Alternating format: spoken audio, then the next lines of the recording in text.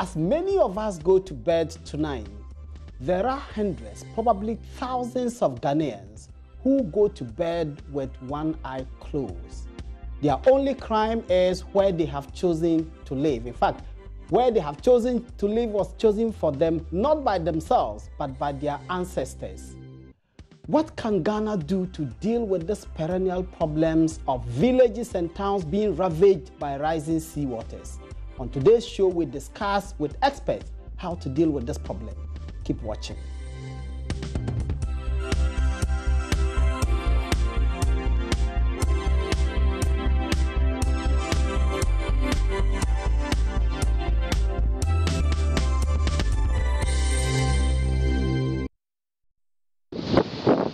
Residents of Puvema in the Keta municipality of the Volta region have experienced yet another tidal wave. It swept through the whole community. Most homes and properties were destroyed. According to a resident of the area, Bright Agbaku, the only school in the area has totally been destroyed by the tidal wave. He explained that the temporary structure being used by the pupils has also been washed away by the waves. Bright is appealing to government to, as a matter of urgency, construct a sea defense wall since the community is not considering relocating to a new site being proposed by the municipal assembly. Yesterday was already the land is gone. The sea has carried the major part of the land. What's left now, the sea is about to enter join the river Volta. So about when we go for me, the whole place was coming. So the school is gone. It's left with the dead as well. But the sea is strong. Can you say about relocation? There are some nearby villages which might also be affected. So what we want the government now is to come and construct a immediate defense. Just to protect all those villages and people land. That's what the government is about. For our houses, most of them are in the sea. But the reason why I'm highlighting on the school is that, we have a lot of kids around here, and they are schooling down the nearby villages access the sea, and it's very far. They cannot go to school. Some are very young. They cannot walk to access the sea.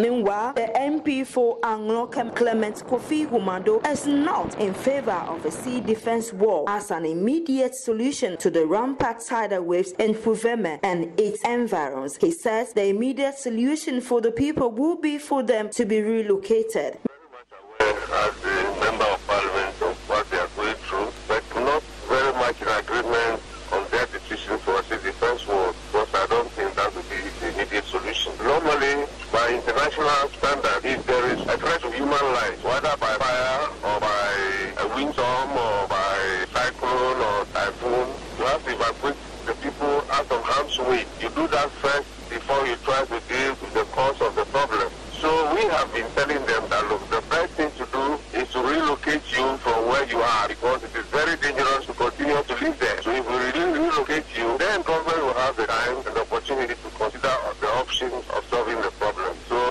He said the assembly is faced with the challenge of sourcing funds for the sea defense wall to be built. Ivy Setoji for Joy News, Puvema.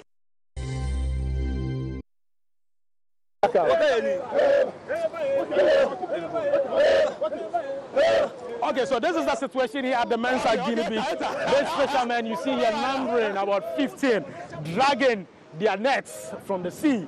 They started from that point and now they are here. They tell me that these fishing nets can never be put to any use again. So as it stands right now, everything has been completely destroyed. It's a sad situation here at Mensa Guinea Beach, and it's a sad one for these fishermen also. From Saturday this thing happened, we came to fish. We don't see anything. We don't see our nets, our boats, our everything. From yesterday morning, we see say all coming down from the sea. From yesterday, we stop it here. And wow. By the time we stop the boat, our net all go there, down there. Today is Monday, and we're supposed to go on fishing today. So why have you not gone on fishing today? Because our net is spoiled. That's why we not go fish today. We lost how much? Almost 2.5 billion, 3 billion. 2.5 billion old cities. You're talking about old cities. Old cities. So you lost everything. We lost. We don't see our boat. We are boat also spoiled. Machine, everything spoiled. How many people are in your family? We are about almost 25, 30 family. 25, 30 people, and you take off all of them? Yes. And now that you've lost everything, what are you going to do? My brother, the owner of the team, this now, brother, they are 37. Yesterday he came here, collapsed, so he did 37 right now. It's at 37 right now? Yes. Wow. What help do you want to be given to you? What kind of help? I want government to help us, to support us to make everything small. We want to support us to make our district small. So this woman standing right here behind me are the wives of the fishermen who lost all their fishing properties in this sad, unfortunate event, you want to call it. They are here providing solidarity and also help to find the other boats and canoes and fishing nets that were carried away.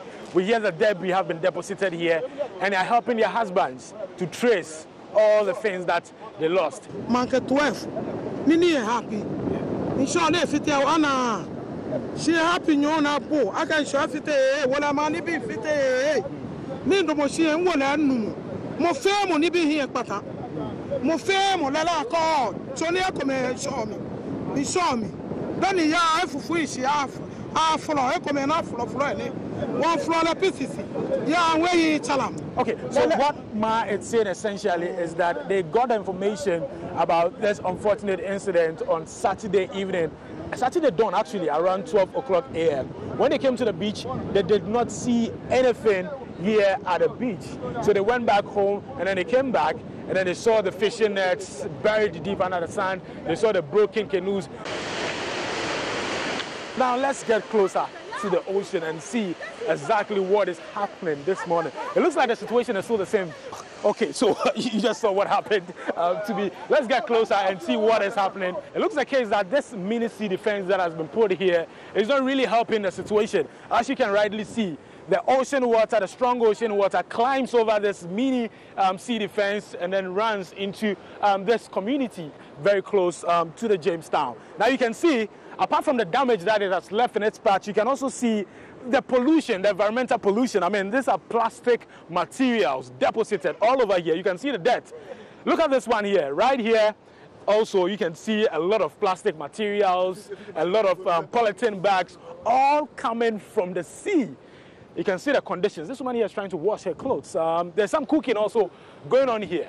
It's not just about, the pollution. It is also about the health hazard that this poses to the people here. I've been staying almost 15 years. But once we are living here, that is not how here look like. But they come and demolish the shelters and all those things. But there's a round wall here, this side. But they broke all the walls and things. So now if the wave come, it come close to us. First, the wave doesn't come close to us, but now the wave come close to us. And then once the wave comes, it brings some garbage and all those things. But right now, what we need here is we need some cleaning up things to clean up this garbage and all those things.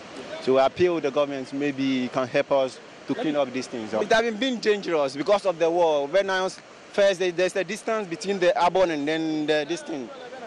First, there's a distance. But right now, when they demolish every shelters, we just build it around every place, we just find it up. That's why I build it up here. And once I build it up here, the water is not coming close. But right now, the water is coming close, so I cannot build my shelter and nothing no more. So we're still at Jamestown, where the fishermen here are still counting their losses. As you just saw, this is an outboard motor that was carried away by the strong tidal waves yesterday. This one also that you see over here is completely out of use at this point. These fishing nets are also totally destroyed. So now what they are doing is that they're just picking remnants of the fishing nets and the outboard motors from Mensa Guinea, where all these fishing equipment that you see here were deposited some few hours ago. Yeah, welcome back. You just watched the devastation wreaked on very many communities living around the coast. And my guest to do this discussion today are Selom Ababio. He is of the Department of Fisheries, the Department of Marine and Fisheries Sciences. Welcome. And then my colleague, Maxwell Agbagba, the man with a very interesting name. He filed one of the very interesting reports from Accra here. Gentlemen, welcome to this discussion. Thank you very much. Let me start with Selom. When you see these kinds of stories, how do they come to you? Yes, like most Ghanaians, it comes to us. It's painful to watch this happen, especially in a lot of this environment where you have children growing up. It's quite painful. The fishing nets are expensive things. Fishing is a major industry in Ghana. We benefit from it largely. Fish protein is what we feed on. To see that industry being destroyed, devastated by this storm, it's quite painful. We empathize very much with the fishermen who live on the shores and along the coast. It's quite a problem that Ghana has been facing for some time now. It used to be what we refer to as hotspot problems because they were localized at particular locations. So those were the hotspots. But it looks like it's spreading out now. Okay. We are seeing a lot of these problems along the entire coastline of Ghana. And we need to look at it again. And I think I've been on this program this year talking about it. It has come again, and we think it might recur. And I'm glad that your studio is focusing on it. Eventually, we'll begin to get some solutions. Do you think the regularity of these occurrences is problematic? Because in the past, it didn't happen to be so regular, or it was not so widespread? Yes, in our recorded history, there's been such incidents, but the regularity is increasing. We see it happening on more frequent scales. We see it happening at locations where we hadn't really recorded it. Maybe it had happened anecdotal evidence, but written evidence, we don't have that happening in a lot of places. So it seems to be increasing. It seems to be on the increase. Of course, we have very good ideas as to why it should be happening. And we have some solutions that some of them are not very palatable. And I guess we'll be discussing a lot of them. We'll talk about that. Let me go to Maxwell. Maxwell, you were at Jamestown, an area which a larger majority of the people live already in very difficult circumstances, and this devastation happened again. How did you feel standing by this place where a lot of people live in squalor and in misery, and then their misery is compounded by this tidal wave? Malik, I honestly underestimated what I was going to see at the Jamestown when I was leaving here to go and do that story actually. But when I got to the beach and I started hearing conversations from people who live around those communities, then it dawned on me that, look, there is more to the story than what we've heard, during the weekend. So we got down there, fishing activities were completely, grounded to a halt. On a Monday morning, you'd expect that you see a lot of women gathered with their basins trying to get some fish, tilapia and all of that to go and sell in the market. But all of that was conspicuously, missing this morning when we got there. If it were to be a Tuesday, we would have said, okay, Tuesdays fishermen don't go fishing, so okay. I mean, it's normal. But this is a Monday morning and nothing of that sort, was happening at a Jamestown beach. So we had some interactions with some people. The first person I met was the chief fisherman, who told me that they lost about 25 boats. 25 fishing boats? About 25 fishing boats were washed from the Jamestown main beach, and all of them were sent away, scattered. In fact, when we got there, we met a gentleman who was still looking for his boat. Wow. Some of them, the boat had gone missing. The boat had gone missing. So basically broke anchor and went and exactly, went and everything, completely missing. And all the boats that got missing were reduced to firewood. Yeah. So this gentleman tells us that he's still looking for his boat. Some of them who found theirs, like we saw in the footage that we played earlier, outboard motors completely out of use, fishing nets that were, salvaged from the remnants that they found also. I mean, you can never use it. But what they tell me is that they're trying to put them down because they've had some government officials, come around. They said that Frederico Van der Poel was around. Of course, fortunately for them, this is an election year, and the politicians were... Seri Aite was also around, and some government officials were around. The fisheries minister. Yeah, so they put in all these, damaged fishing equipment together for them so that when they come and they need be for them, to be compensated.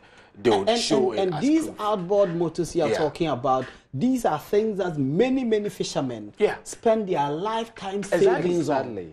And to wake up one morning and everything is gone. So the price actually, one of the fishermen told me that originally it's supposed to be 15,000 cedis. Wow. Yes, but they got a reduction. Government provided a subsidy. Yes, I remember. A subsidy, so I remember they got the government subsidized it. So they got it for 6,000 Ghana cedis. It's still a lot of money. Yes, still a lot of money. But that subsidy, however, does not cover the cost of the canoes that they use and the fishing nets also that they use. He gave me a figure of, close. He said 500 million old Ghana cedis, 50,000. Talking about 50,000 Ghana cedis. I was in doubt.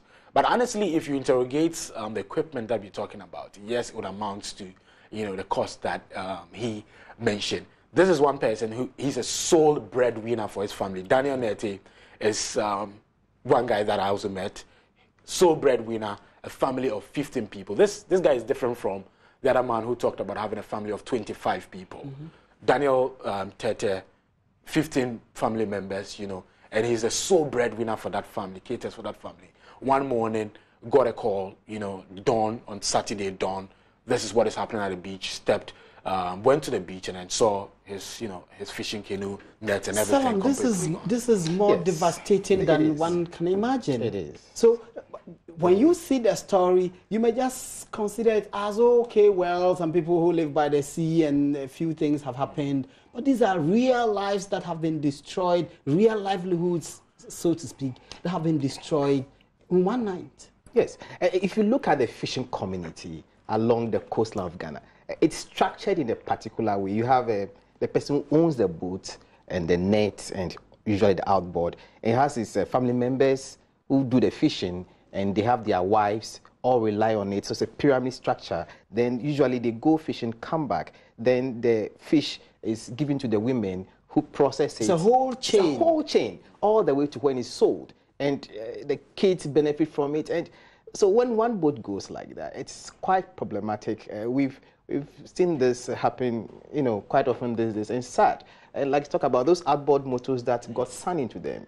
For you to kick it back to life, might as well just get a new one. Yeah. That's if you find it. That's if you find it. Yeah. And the nets, once it's like that, it's gone. It's really gone. You may salvage little bits and use it to patch maybe newer net if you have it, but that net is gone. It's a lot of money. Look at the amount of manpower that was required to even pull the net from the sand. I seriously empathize with these people, especially the Jamestown story, the Fufume story. Yes, but... And you were talking about previously the areas that we knew suffered these kinds of things. We know about Keta. As for Keta, it's a long story. It's been there for decades. When Rawlings was there, they built the Keta Sea defense. It was incomplete. The Kufuor government continued it. So we know about Keta. But areas like now, Jamestown and other places must be worrying. Keta, the earliest record we have is 1927 or so that's quite old. Okay. And then Ada, some parts of Ada, and then, Ada went through a lot of erosion, and then along that coast. Greater Accra is low-lying. It does experience occasionally these things, but not to this extent. I need to ask my colleagues who are into fishery whether I've had this level of devastation. Well, one of the fishermen that I spoke to, he told me that he's been in the fishing business for 15 years. Yeah. And though they've had experiences of strong waves, coming, very close to where they park their canoes and all of that, they've not had the kind of devastation that they experienced. In the scale of what he experienced, over the weekend, where you have, about 25 canoes all disappearing and then scattering into pieces. So, what? This is your area of studies. Yes. Why are we having increasing numbers of communities suffering from this? Is the sea becoming more violent? If I may ask in a layman's tone. Okay, it's getting closer to us. The sea is getting closer to us. It's a play of several factors. Why is it not shrinking? Why is it that in my village the rivers are shrinking, the rivers are drying up, and then in Accra the sea is expanding and coming and consuming villages? It all fits to this global warming thing. That's the lowest level, the global warming thing. We are, again, if I go into too much technical, just bring me back. We are in a warming stage of the globe, right? We've moved from an ice stage to a small warming stage to go for a couple of years. I can't remember the exact number. So the globe is going to warm at a slow rate. When you say warming state, what does it mean? The global average temperature per day keeps going up. If you've been following the news, 2014 was the hottest year in history. Then 2015 became the hottest year in history, and 2016 is on record to become the hottest year in recorded history. Every year is becoming hotter than the preceding year. So that just tells us a trend. It's moving up slowly. So that is there. When the globe warms, the world is structured. It's in a state of equilibrium. You have a lot of the water locked in permanent ice at the poles, north and south poles. When global temperatures increase, this ice melts, and then sea level goes up. It comes with all sorts of issues. The driving causes of global warming, we have heard of them several times. The greenhouse gases, usually the carbons. And when you say greenhouse gases, what does it mean? Yeah, so carbon dioxide. I'm sure Ababa will understand. Yes. I may not understand. Water vapor is a greenhouse gas, interesting. Methane is a greenhouse gas, that's natural gas. But carbon dioxide is still using very technical terms. Okay, but water vapor. Water. When you boil water, exactly what comes out. What comes out? And when you breathe out, the heat that comes out is vapor. Methane is natural. So that's gas. what is causing the heat. It's one of the greenhouse gases. And I'll just tell you very quickly why it causes the heat. Are we boiling too much water? No, not that. Not that. What happens is the global temperature is an equilibrium, right? The source of energy is the sun. So energy comes in from the sun, then it goes out to create that equilibrium. So you are balancing the equation in and out. Must be the same.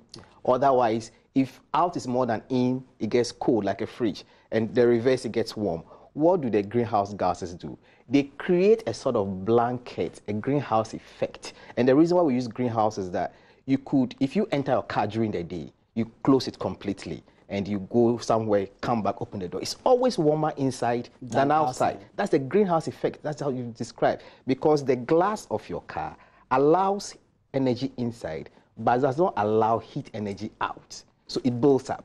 That is what we are doing with the world now. So that's why the first thing you do when you sit in is to roll down your glasses. Okay, yeah, to let the hot air go out and equilibrate and stuff like that. But that is not something Ghana or we cause here. It's a global thing.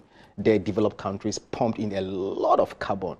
You know about carbon footprint. At least you know that once you bought an air ticket, you see your carbon footprint there. Because some countries are noted to be the most guilty. US, China is signing, agreements now, planning to reduce it. So that's at the low level.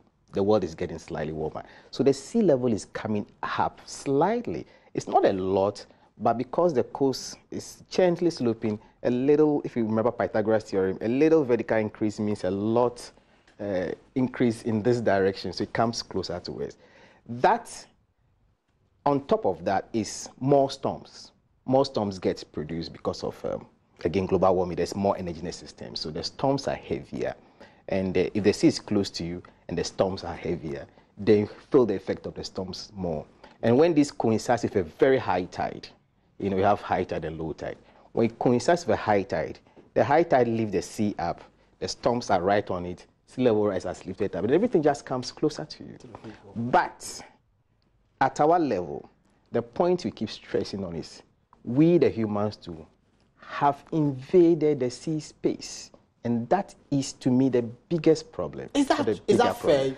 We have invaded the sea space. Maxwell, the people were living there before the sea started moving towards them.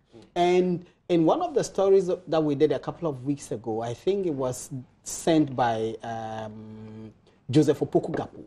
And I think he did a story from the Volta region, somewhere in the Volta region. And we saw a school which used to be far away from the sea, now virtually submerged. So when we say the people have invaded the space of the sea, are we being entirely fair? I think what I saw at Jamestown, it would be fair to say that the people have invaded the space of the sea. Because so I agree with him. from what I saw, that is informing my judgment, you know, on the issue from what I saw. Why do you because, think that is the case? Okay, so the community that I went to, for instance, is a sprawling community, and sharks, you know, are fast springing up along that community. The people there know that, okay, so this is where the sea is. And there was one guy who actually told me that the harbor used to be there, but now it is getting, you know, very closer. And he has been there for some time now. He knows what it is. So year in, year out, the experience, they have that, you know, they have that experience, and the sea keeps moving forward. So instead of them to move from that area and go to another place, they are not moving, but still, you know, forcing to stay there. That's the problem. The practical reality is, it's all well and good for, and I'm not being unreasonable and insensitive here, but it's all well and good for us to say, move. If the people are living in shacks, it tells you that the kind of economic well-being that they have is not good enough for them to put up better buildings. It is reason why they live in shacks. So if you ask those people to move away in Accra here, move away to where? And in fact, the place that I went to, several times the place have been demolished. By any time they demolish the place, they still come because back. That's the only place they can get. When we say they should, where should they move to? Again, we all don't want to land in Accra is difficult to come by. Again, we all don't want to sound insensitive, but it's the space of the sea. We need to create that. The example I always give is, if you look at Glefe, right, yes. And then you move and a my little colleague bit. David Ando has been taking pictures from Glefe, and when you see some of them, it's scary. And then you move a little bit westward. There's a nice community there, up there. The major difference is that Glefe, they are right on the beach, in the sea space. The other community is well built up. They have a setback from the ocean. And once they have the setback, naturally, usually, the beach will build what we call a berm, a kind of barrier by itself, so that water doesn't flow over it, usually. And they can stay there, an offset of maybe 100 or 20 meters from the water line. It's okay to start with. You don't want to live there. You were talking about, is it fair? But a lifetime is about 80 years. Now it's going to maybe 90 years or 100. Like, let's just give it 100 years. That's really too small a time on geological time scale for us to really see whether we have invaded the sea space or not. And if you look at the evidence, the sea moves back, comes forward, moves back on such time scales. So if you arrived here today and you start putting up your house without the right information and the sea starts coming, you are in the sea sway. Let me ask a very controversial question. Have successive governments failed these people? Yes, I would just say that we have failed the people who live in those communities. Again, we fail them because we listen a lot too much to them. But the idea is that communities shouldn't just spring up anywhere. And that's what I talk about, we failing the people. Every community should have a plan. There's town and country planning, where you declare zones where people should live and where people shouldn't live, where you can bring up your child and where you shouldn't do it. We have this for most of the coastal areas, and yet we look on as people come in there. Apart from the other thing we were talking about earlier, that creating the right economic conditions for people to realize, their dream and live quite, decent life, we have also turned a blind eye. We turn a blind eye to sand winning on the beaches, which cause problems. Now, it doesn't happen much, but what you see is people go and make block on the beach. They send the cement and construct it. And to me, I don't see the difference. But the law says don't remove sand. It's okay. We're not going to remove the sand. We'll send the cement there, make the block there, and take the block away. Which is removing the sand in another form anyway. We have to take a break. When we come back, I'll be asking how much of this sand winning or the production of blocks at the beach, how much of that is contributing? How much is that contributing to the problems that we have? And what are the solutions? You're watching PM Express, and we are discussing tidal waves and the havoc they wreak on innocent people living by the coast. Stay tuned. You're welcome back. We are discussing tidal waves and the havoc they wreak on innocent citizens. My guests are Maxwell Agbagba and Selom Ababiu.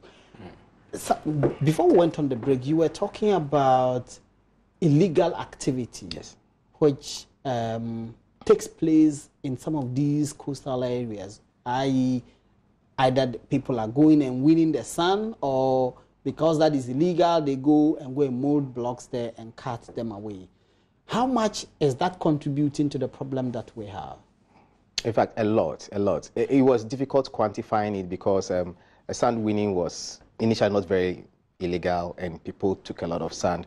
My understanding is that even jobs, where the parliamentarians... Jobs extended. Yes, a lot of the sand for that building, for Dansoman and all those places, people were just taking the sand. But think of it this way. The sand on the beach is a narrow strip of land anyway, usually about a few tens of meters wide.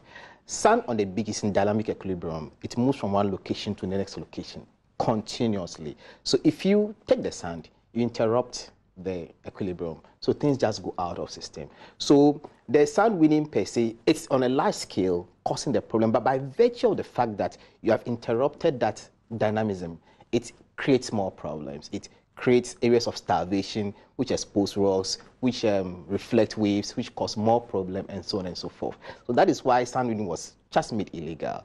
And research was showing that the problem was dying down. You know, about 5 years ago, we thought it was almost gone because nobody was winning sand. I think the terrazzo guys were taking a little bit out at a few places.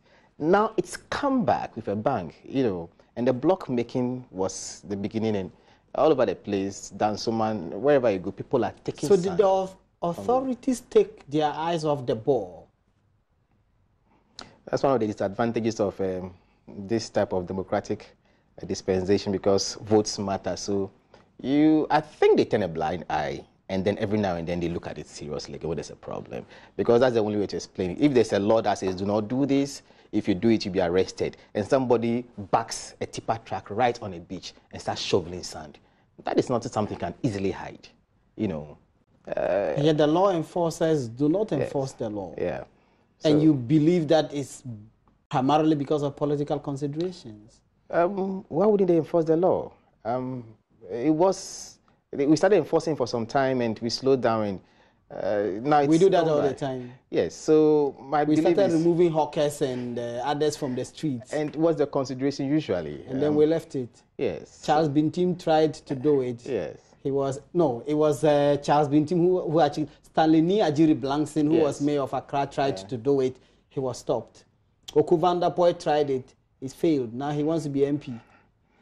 And you live in an area where the sand winning occurs. Yes. What's the scale? Well, I live very close. I live in Dansoman, very close to where the sand winning happens, and it's I don't know what to describe it, but they do it with so much impunity, So a lot of the young people who maybe they don't know it's illegal.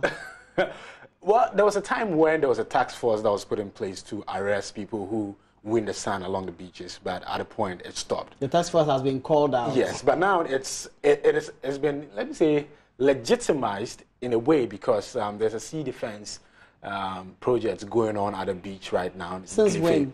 It started not long ago. Yeah, not too long ago. Yeah, not too long ago. So what has happened is that they've scooped the sand up. It's now like a mountain. So what they say is that, okay, so this time around you can go and fetch it for free. Nobody will do anything to you. But then there was a task force put in place to check these activities. But one interesting thing is that a lot of the young people who live in that neighborhood actually live off this sand winning. So some of them do not have jobs. So what they do is that, they're just around, and then if somebody wants to construct a house or do some renovation on their house, they just go call them and then tell them, okay, I need this number of tracks of sand. And then they pay these guys, and then these guys will go to the seaside and then win the sand for them, and then they get paid. So a lot of them actually live off, sand winning. So the sand, which is supposed to, as Selom said, create a certain equilibrium to stabilize the flow of the sea waters, they collect it. They collect it, sell it, and then make money. And then do business with it. Yeah. Meanwhile, they themselves live there. They themselves. And now if you go to Big Bay, if you go to Glefe, which is very close to Dansoman, a lot of structures have been buried under the belly of the sea. A lot of them completely, wiped out by the ocean water. Initially, I remember when I was very young, usually we go on jogging at a place very close to the Pambros salt area. But now you realize that the distance gradually is becoming shorter. Then it was very... And you are experiencing this, you are living it. Yeah, you're experiencing it, you're living it. Then when you're going to jog, then, I mean, like 5 years back, when you're jogging from one place to, let's say, to the beach, it would take you like, let's say, 20 minutes or something. But now, it takes you like 10 minutes to get to the beach. And you keep wondering, was the distance longer because you were young at the time, or it's, you know, you sometimes would want to put up all these conspiracy theories in your mind. You want to find an explanation, as to what is happening. He has the explanations. Yeah, what is happening? Well, so the sand being removed, sea levels going up, sands bypassing the coast to different locations. And if I look at Fuvume, per se, in that particular situation. And Fuvume is the area in the Volta region where Ivy Satoji reported from. Yes. I spent this afternoon talking to one of our PhD students, Jason Koshiga, who is studying that system in depth, you know, trying to bring out information. And we discussed what probably will happen. When we looked at it, satellite imagery and, you know, analysis, it looked like the Volta has a way of allowing the sands to move from one location to another location. It creates the sandbars, the spits over time, and then the spits erode. Then they nourish or they push the sediments downdrift, which is eastwards in this case. It looked like sometimes it creates a kind of double barrier situation. There's a little bit of strip of land in front and then the bigger one behind. And the one in front acts as a barrier. So the one behind can become stabilized for some time. And Fuvume looked a typical case of such a thing. So possibly it's been there for a few tens of years, not a few decades, maybe not too long. And then people moved onto it because it looks stable. Now the barrier in front, if you look at it from even, I think we look at satellite image of 83, 90 something, there was still a barrier there. So that would be the first obstacle to the waves coming, slow it down. The barrier has been breached. It's completely gone now because the sediment has moved on. It's the system, that's how the system, you know, regulates itself. It's moved on now. So the waves come straight and hit Fuvume. And that's likely, it's also going to go in about some 10 years unless a new source of sediment comes in. Remember that we have dammed the Volta, that part of Ghana. We have dammed the Volta. The Volta is or was the major source of sedimentary material into that system. It was providing sediments all along that coast, ending somewhere in Nigeria, right? Now, once you've dammed the Volta, you've created equilibrium, the rate of flow is slowed down. So not much sediment is getting in. Because you are collecting the water for generation of electricity and all of that. So not much sediment is getting in. And the beaches downdrift need sediment. So they start pulling it from the estuary. You know, it's a system. Once you have a system approach, what's the solution? We heard the MP for the area, Kofi Humado, saying the people have to move. And your view is that's a brave statement for a politician to make. Yes. Why is that? That's a brave, because they're living on a spit and you don't want to bring up children on a spit. Somebody's going to die very soon. They need to move. They need to move to a more defensible position, a land that we think we can probably defend. There should be a managed retreat from that part of the coastline. This is basic coastal science that we know. We don't even have to reinvent it. They need to go out, because if you look at it, it does not make too much of an engineering sense and economic sense to protect that land. You are thinking of coastal protection of between 100,000 to 1 million Ghana cedis per kilometer of road. So if you want to protect it, even look at economics. How many people live there? What is the economic activity they are generating? You can consider all the sociocultural attachments and dead bodies being buried there. Because the people have lived in this area, that's where they know their ancestors have lived there, that's where they are buried. You are uprooting them from that area. They have sentimental attachments to the place. In fact, their whole being is about this area, because that's what they know. All their ancestors have been buried there. Yes, as a scientist, sometimes you have to take a step back from the sentimentality and look at it. You know, this is a situation. We need to encourage those people to move. We need to find an area for them to move. Do you think it doesn't make economic sense to build a sea defense? It doesn't. And it doesn't make very good engineering sense to protect that strip. Maxwell, can we sell this to people like that living in Fuvume? Because if you are building a sea defense for the people of Kita, You are building one for, what do you call it?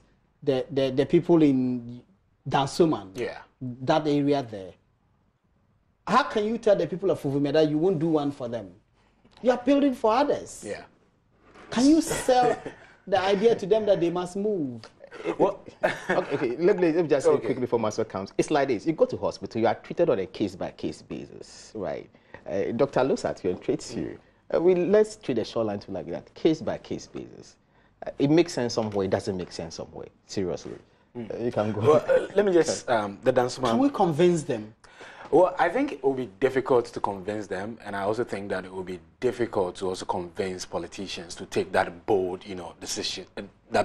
Because, some of them think about the political gains if they allow the people to stay. Because that part of Dansoman that I talked about earlier, a lot of times that conversation has come up that, okay, why not move these people living along the coastal lines? Why that's not, Gliffy. Yeah, that's Gliffy. Why not move them to another place, nice, location and all of that. And the people have resisted it. I mean, in fact, the local authorities, they have resisted it.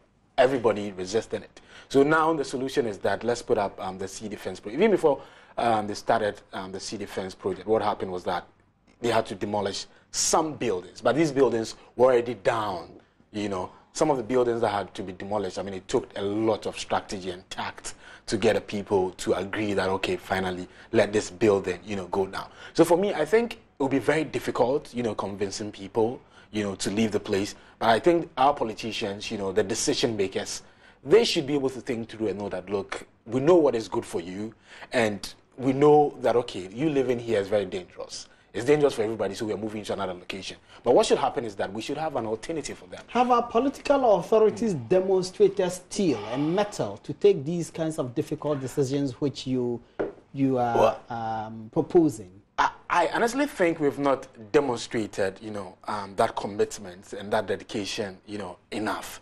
Because there are times when people are moved. There are times when houses are demolished. And we don't make any, alternative arrangements for the people who are affected. So what happens is that you are rather creating a problem by solving a problem. So you don't really provide a solution. You create another problem in your bid to solve a problem. But what it should be is that, look, we need to find alternative for these people. We are putting up, affordable housing projects and all of these things. The people don't want to go and live there. They don't want your affordable house. We can consider if they go and live in your affordable house, they won't get stand to win and make some money. Yes. The people are fishermen. If you go and build a house at Medina or at Denta and ask them to that's go far away from the coastal line. Yeah. So, and they never take any car anywhere anyway. So if you go and build your house in Adenta and ask them to go and live there, they will not go. It's a systemic problem. One of the ideas that we've discussed in the past is those who are fishing now, those who are winning sand now, are going to continue to do that. We need to encourage their children to move away from it, not to get into the industry. That is the medium to long-term solution, those who are there right now. Some parts of the coastline. That's like you're talking about decades. Maybe 2-3 decades, a generation. Yes. This problem can be solved. If you leave it, it will persist. But if you have that approach that, okay, first, we'll need to discourage too many people from, going to the kind of fishing, because we have too many fishermen anyway, and sand winning, we need to slightly discourage them from that industry, and which means that we have to create another industry for them, right? But that's a systems approach we have to consider. Then there are parts of the coastline, like Mensah-Guinea.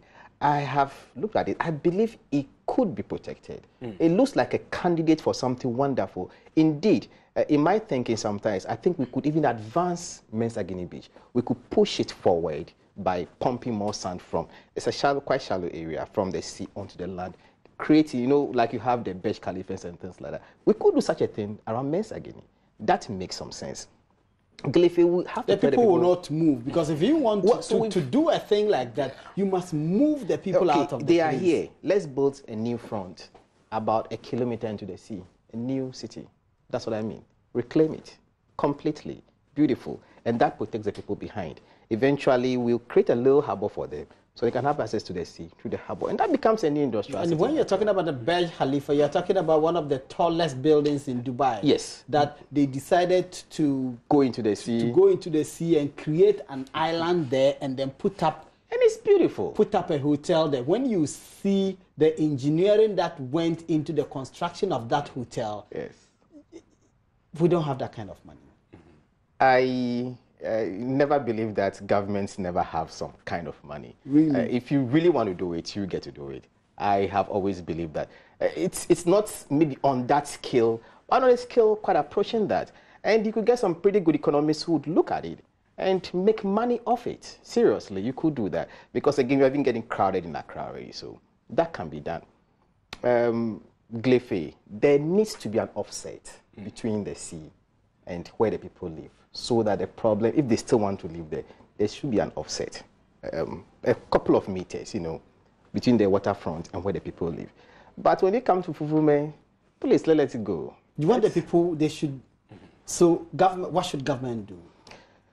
Find a location for them. I have a belief. I've been there a couple of times, Nicodemus. I hope when I go the next time, nobody identifies me that I was on this program then they are watching. saying that they should move there. My understanding is that it's a collection of people from various clans in the Anglon area. So they have roots. They know where they belong. So they can be, I believe. They should go back home. Yes. And maybe, I was talking to my head of department, Prof. Adoapini, and he said, look, we could even create something like camps, fishing camps. So when you come there, you want to go to sea, then you just, stay a couple of days, then you go back. But not permanent structures, not schools. We shouldn't let children live in that environment because eventually somebody's going to die. A kid may not get out fast enough and drown. And we don't want that to happen before we wake up. We need to look at it from this perspective. You think that the construction specifically for Fufume is way too expensive, that it does not make economic sense? One, it doesn't make economic sense. Two, it doesn't make engineering sense either. What do you mean when you say it doesn't make engineering sense? The kind of landform, a flying spit, and which is basically going to erode and then provide sediment downstream. It's like, let me call it a sediment store for Keta onwards. That whole area. It's a natural sediment store. So the sediment accumulates there, and then when it's near downstream, it moves. That is why it erodes. You look at it for a satellite image, and you can just tell that, this is a flying spit, which would go. And depending on what the dynamics, build up again, possibly some cyclical pattern. Maybe if you haven't dammed a Volta, maybe every 10 years or so, something like that may be happening.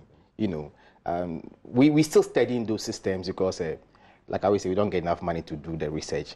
Others will be giving more definite answers, but we're still studying those systems, and then we know that there's a cyclical pattern. But that particular land formation, if you give money to an engineer, he will try something.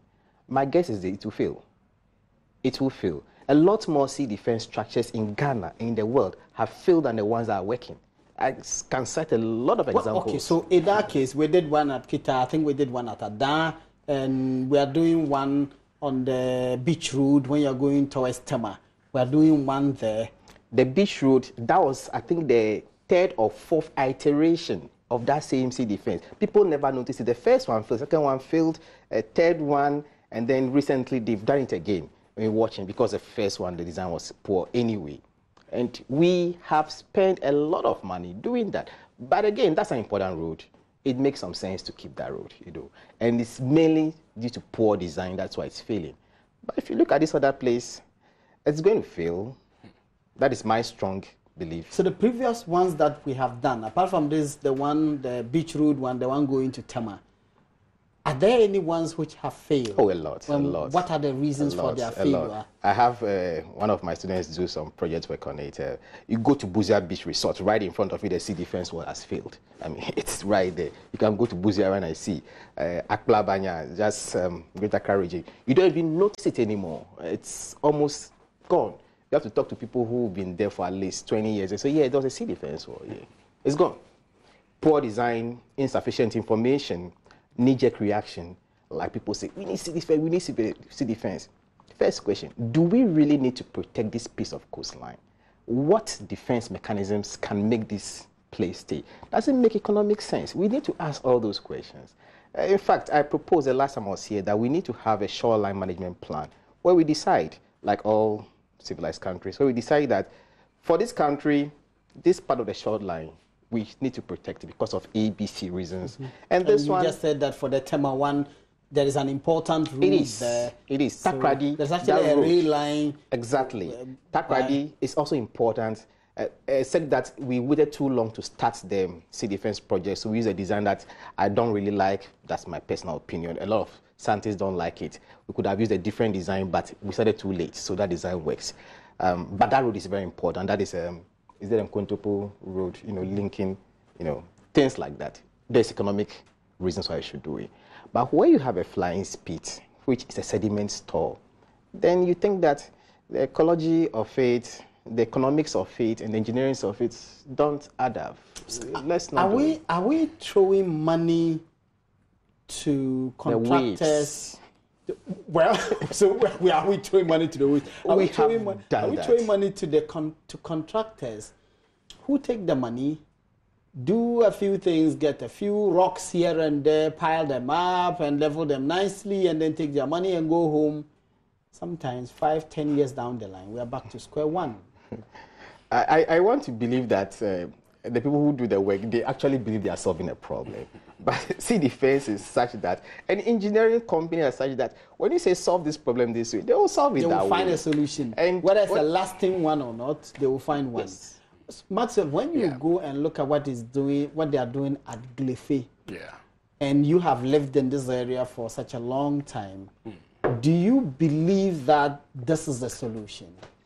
Well, the last time I went there and I saw what they are putting up, I honestly think it's a solution because it looks very high, and I don't think anything would convince me that it would come down anytime soon. But on the flip side also, if you see what is happening and how fast, even within the short time that the fence was put up, even a short time, you realize that the height of the sea defense is gradually coming down. They started this, less than a year ago, but as it stands right now, you can still see some level of sand, coming up to, a certain level that tells you that, look, by 10 years or by 5 years to come, this whole sea defense thing that you see here just collapse. Will just collapse. Salam, you were talking about Mensa Guinea, and that's where Maxwell was. How we could turn it into a very beautiful area, and there are those who believe that we have largely mismanaged our beaches, because when you go elsewhere, the beaches are the most beautiful parts of every city. The reverse is true. In Ghana, our beaches are the most horrible places. Do you share the view that we have largely mismanaged our beaches? Yes, we have.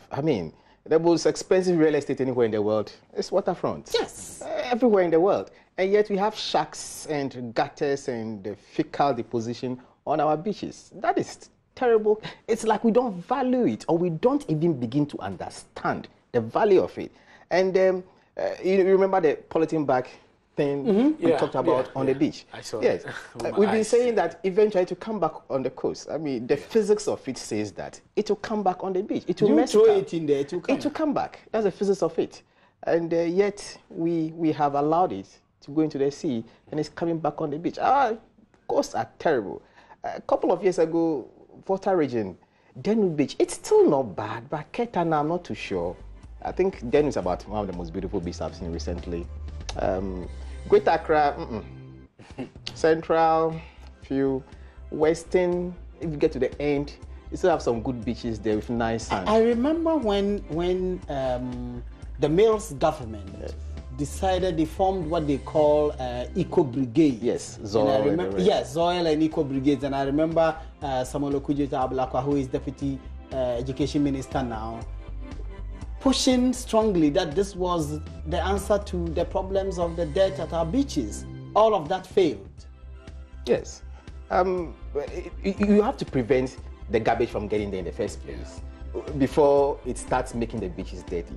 We have to solve it from that perspective. And I've always talked about this systems approach, whereby we look at it on a longer, medium to longer time scale than the knee-jerk reaction. Find a lasting solution. You have been at these areas. How much dirt did you find in 10 seconds? Well, I was really shocked. One of the residents told me that it's actually as a result of the numerous, huge storm drains that have been connected, to the sea. So, what do you call it? All the storm drains that you can think of in Accra are all connected to the sea, and all the garbage, goes into the sea. And he says it will come back. Thank you very much, Maxwell. Maxwell Agbagba is my colleague. Thank you, Selam. Selam is Selam Ababiu. He is with the Department of Marine and Fisheries Sciences of the University of Ghana. Thank you, gentlemen, for coming. Thank you very much for watching. My name is Malik Abbas Dabu. God willing, tomorrow we'll bring you another exciting discussion on PM Express. Until then, bye-bye.